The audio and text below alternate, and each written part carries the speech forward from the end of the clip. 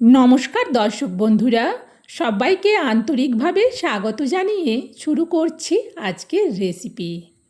আজকে আমি কাঁকরোলের রেসিপি তোমাদের সাথে শেয়ার করব। আর আজকের কাঁকরোলটা আমি কিন্তু সম্পূর্ণ নিরামিষভাবেই রান্না করব। আমি এখানে রেসিপিটা বানানোর জন্যে 5 পিস বেশ বড় সাইজের কাঁকরোল নিচ্ছি। এখন কাঁকরোলগুলোকে আমি পাতলা করে কেটে নিচ্ছি। আর কাঁকরোলগুলো কাটতে গিয়ে দেখলাম এর বীজগুলো কিন্তু বেশ শক্ত হয়ে গেছে। আমি এখানে 5 পিস কাঁকরোল দিয়ে বানাচ্ছি, তবে তোমরা তোমাদের ফ্যামিলি মেম্বার অনুযায়ী কাঁকরোল নিও, কারণ সবাইয়ের বাড়িতে তো সমান মেম্বার নয়। সব কাঁকরোলগুলো আমার কাটা হয়ে গেছে। আর যেহেতু কাঁকরোলের বীজগুলো বেশ শক্ত, সেই জন্যে আমি কাঁকরোলের বীজগুলোকে বাদ দিয়ে দেবো। কাঁকরোলের শক্ত বীজগুলো খেতে কিন্তু মোটেও ভালো লাগে না। আর একটা কাঁকরোলের বীজ এতটাই ডিপে আছে, যার কারণে আমি একটা চামচ নিয়েছি, চামচের পেছন দিক দিয়েও কাঁকরোলের বীজগুলোকে বাদ দিয়ে দিচ্ছি। বন্ধুরা, কেউ স্কিপ্ট করে রেসিপিটা দেখো না। আমি কিভাবে বানাবো সেটা যদি স্কিপ্ট করে দেখো, কখন কী জিনিস মেশালাম সেটা কিন্তু কেউ ছেড়ে যেতে পারো। আর ছেড়ে গেলে কিন্তু রেসিপিটা আমার মতো পারফেক্ট হবে না। সেই জন্যে কেউ স্কিপ্ট করে দেখো না। দেখো, প্রত্যেকটা কাঁকরোলের আমি কিন্তু বীজগুলোকে বাদ দিয়ে দিলাম। কতগুলো শুধু শক্ত বীজ বেরিয়েছে দেখো, অনেক শক্ত বীজ। আর এই শক্ত বীজগুলো যদি এর মধ্যে থাকতো, মোটেও কিন্তু খেতে ভালো লাগতো না। এখন আমি কাঁকরোলটাকে ভালো করে জল পাল্টে ধুয়ে নেব। কাঁকরোলটা আমি ধুয়ে নিয়েই কিন্তু ফিরে আসছি। দেখো, জল পাল্টে কাঁকরোলটা ভালো করে ধুয়ে নিয়েছি। ধুয়ে নিয়ে এখন চলে এলাম। এখন যাব রান্নাঘরে, কারণ কাঁকরোলটা পুরো রেডি। রান্নাটা এবার শুরু করব। তার জন্যে চলো রান্নাঘরে যাই। গ্যাস জেলে কড়া বসিয়ে দিয়ে কড়াতে দিয়ে দিচ্ছি তেল। এবার খুন্তি দিয়ে তেলটাকে কড়ার উপর পর্যন্ত চাড়িয়ে নেব।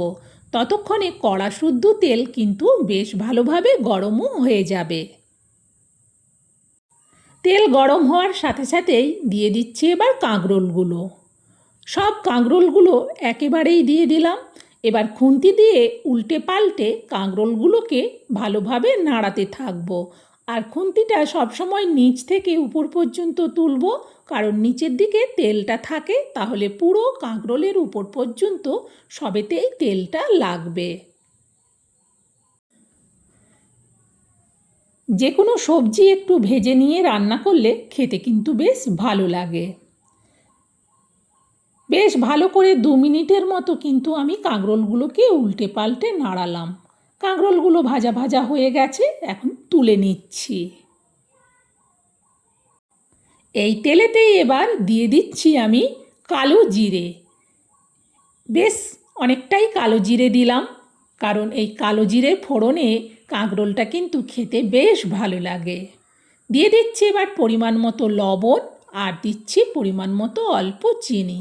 আবারও খুন্তি দিয়ে আমি কালো জিরে শুদ্ধ লবণ আর চিনিটাকে একটু নাড়ালাম।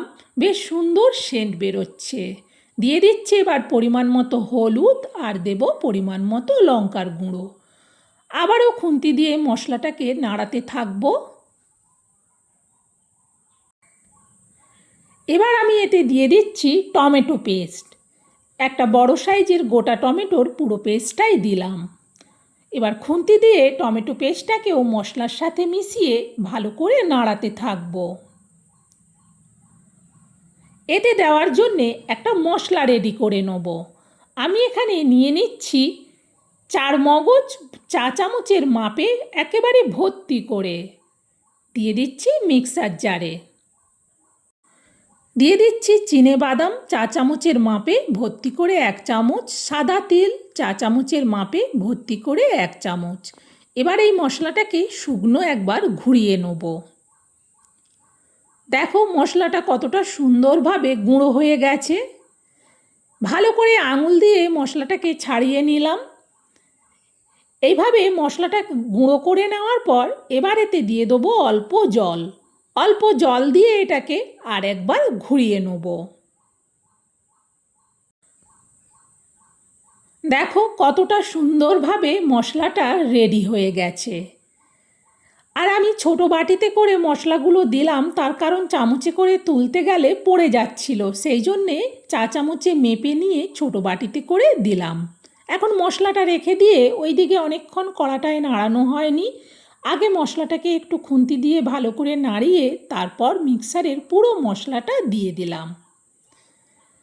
এবার ভালো করে মশলাটাকেও ভেজে নেব।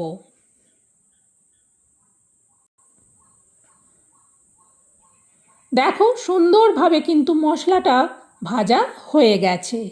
এরকম মশলাটা যখন ভাজা হয়ে যাবে তখন এতে আমি দিয়ে দেবো কাঁকরোলগুলো, কারণ এই মশলার সাথে কাঁকরোলটা মিশিয়ে কাঁকরোলটাকেও আরও একটু ভালো করে ভেজে নেব।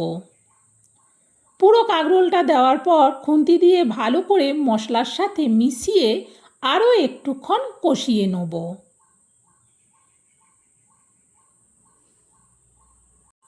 সুন্দরভাবে কিন্তু মশলা আর কাঁকরোল ভাজা ভাজা হয়ে গেছে। এখন এতে দিয়ে দেবো জল। মিক্সার জার ধুয়েই আমি জলটা দিচ্ছি, কারণ ওতে অনেকটাই মশলা লেগেছিল। জলটা দেওয়ার পর খুন্তি দিয়ে নাড়িয়ে দেখে নিলাম, এতে আমি আরেকটুখানি জল দিচ্ছি। এবার এটা খুন্তি দিয়ে দেখে নিলাম জল ঠিক আছে। এবার এটা ঢেকে দিচ্ছি, গ্যাসটাকে বাড়িয়ে দিলাম। ফুটে ওঠার আওয়াজ হতেই আমি কড়ার ঢাকনাটা খুলছি। দেখো সুন্দরভাবে কাঁকরোলের রেসিপিটা ফুটছে। খুন্তি দিয়ে ভালো করে নাড়িয়ে দেখে নেওয়ার পর এটা কিন্তু আবারও ঢেকে দেবো। এবার কিন্তু গ্যাসটাকে একেবারেই লোতে করে রাখবো, তাহলে আস্তে আস্তে ভালোভাবে তরকারিটা ফুটে উঠবে। দেখো সুন্দরভাবে তরকারিটা আস্তে আস্তে ফুটছে। আর যখনই কড়ার ঢাকনাটা খুলছি এত ভাপ হচ্ছে যে ক্যামেরাটা ঝাপসা হয়ে যাচ্ছে। দেখো সুন্দরভাবে কিন্তু তরকারিটা হয়ে গেছে। গ্যাসটা আমি অফ করে দিয়েছি। তরকারিটা পুরো রেডি। এবার কিন্তু তরকারিটা নামিয়ে নেব। যেহেতু এই কারিটা দিয়ে রুটিটা খেতে কিন্তু বেশ ভালোই লাগবে। তরকারিটা নামিয়ে এরকম একটা বড় স্টিলের জায়গাতে ঢেলে নিচ্ছি।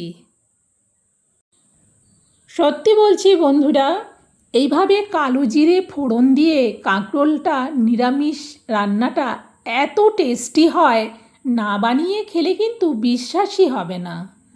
অনেকেই অনেকভাবে কাঁকরোল রান্না করো, একবার আমার দেখানো পদ্ধতিতে রান্না করে দেখো, স্বাদ মুখে লেগে থাকবে। বন্ধুরা, আমার এই সম্পূর্ণ নিরামিষ কাঁকরোলের রেসিপিটা তোমাদের কেমন লাগলো সেটা কমেন্টে জানিও। ভালো লাগলে একটা লাইক দিও আর রেসিপিটা শেয়ার করে দিও, যাতে আমার দেখানো পদ্ধতিতে কাঁকরোলের রেসিপিটা সবাই বাড়িতে বানিয়ে খেতে পারে। আজকের মতো রেসিপি শেষ। আবার অন্য দিন অন্য রেসিপি নিয়ে তোমাদের কাছে চলে আসব। ততক্ষণ বন্ধুরা তোমরা সবাই ভালো থেকো, সুস্থ থেকো। আজকের মতো তাহলে বিদায় নিচ্ছি। টাটা বন্ধুরা।